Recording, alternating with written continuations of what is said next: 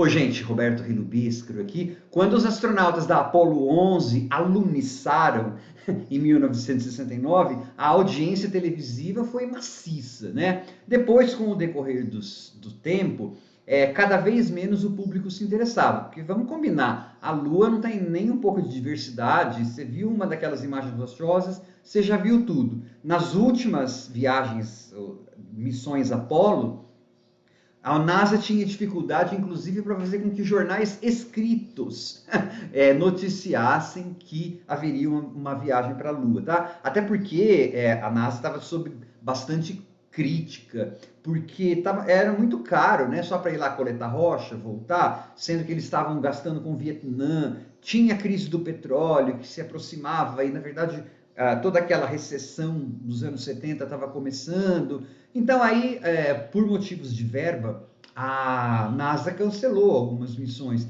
A Apollo 18, que era para sair em 1972, a 19 e a 20 também.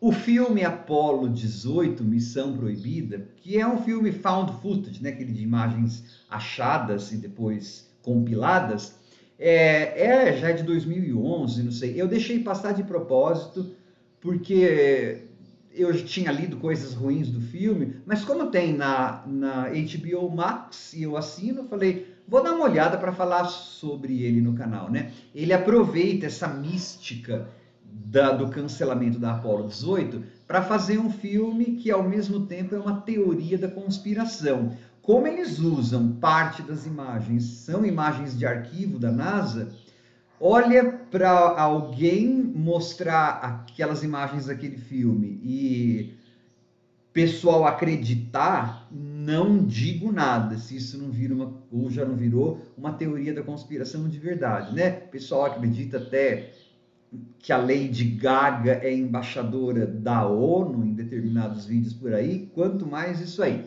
Mas antes de continuar, gostaria de convidá-los a se inscreverem no canal Robertando, curtir os vídeos, compartilhá-los, eu agradeço bastante. Antes até de falar sobre o filme, uma coisa que mais me chamou a atenção, os aspectos técnicos do filme também me chamaram, mas foi a presença na trilha sonora do Yes. Eu amo rock progressivo e é difícil, impossível você ter em trilha sonora de filme canções de rock progressivo, né? Porque elas tinham 20 minutos, como você vai colocar isso na trilha sonora? E também porque rock progressivo tem muita gente que torce o nariz, né? Porque não é raiz, aquela bobagem toda.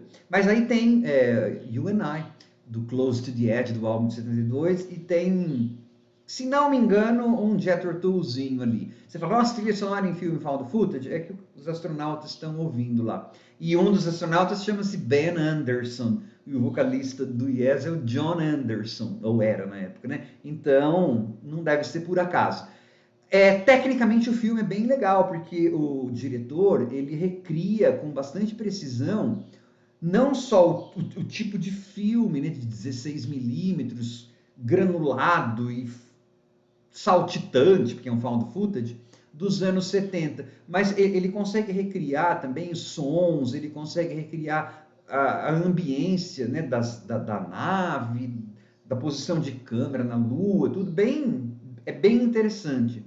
Pena que o filme é assim, muito filme, muito comprido, daria um curta-metragem, no máximo, meia hora, tava bom demais. Porque a história é, então, 3 astronautas vão para a Lua numa missão totalmente secreta, algo horrível acontece lá, a gente até imagina o que eles vão encontrar lá, né? Porque você vai para um outro planeta, qual que é o segredo terrível que pode encontrar lá? É que tem vida naquele outro planeta, obviamente, né? E aí acontece alguma coisa horrível, só que não é nada horrível, porque eles ficam falando, e aparece eles andando fora da Lua, e não sei o quê, e gritando, e arfando, e as criaturas lá, outro tipo de vida, é até um xoxinho. E aí essas imagens futuramente são encontradas, né, e compiladas para formar o filme. Essa é a grande história. Só que ninguém respondeu como que essas imagens que então ficaram na Lua, né? Porque também acho que não é spoiler eu falar para ninguém que em um filme found footage essas pessoas se ferraram. Porque se as imagens foram achadas, né, essa é uma premissa básica de filme de found footage. ninguém contou como que essas imagens foram parar depois para a NASA, voltaram para a Terra. Tá? Eu lembro que na época desse lançamento, eles criaram um site, a equipe de produção, o diretor e tal, eles realmente incentivaram a ideia de uma teoria da conspiração, tá? Eles não tinham passado por ainda tanto de a montanha de fake news que até influencia eleições que a gente vive agora. Então, tá? Eles não sabiam nada do que estavam fazendo, que estavam brincando. Não é um filme que compense ver, por conta disso que eu falei. É só um monte de gente falando, e tem uma ou duas cenas só que poderiam causar qualquer impacto, sei lá, numa criança de 10 anos. Não é, eu fiz bem em não ter visto naquela época, e agora não deveria ter visto também, mas como eu tenho um canal muito chato, chatonildo, como ficção científica, não funciona porque é simples demais. Como história de terror, funciona menos ainda, porque não tem susto nenhum, tá? Se você quer ver uma recriação boa de ambientação, tem tantos outros filmes que fazem isso, ou assiste, sei lá, as imagens verdadeiras da época lá da aterrissagem na Lua, ou da alunissagem, que você se sai muito melhor do que perder tempo com esse negócio aí. E se você é como eu, fã do Yes, bom, aí a gente tem os álbuns do Yes para ouvir. Tá? Não, ele não tem nenhuma qualidade redentora, não. Tchau.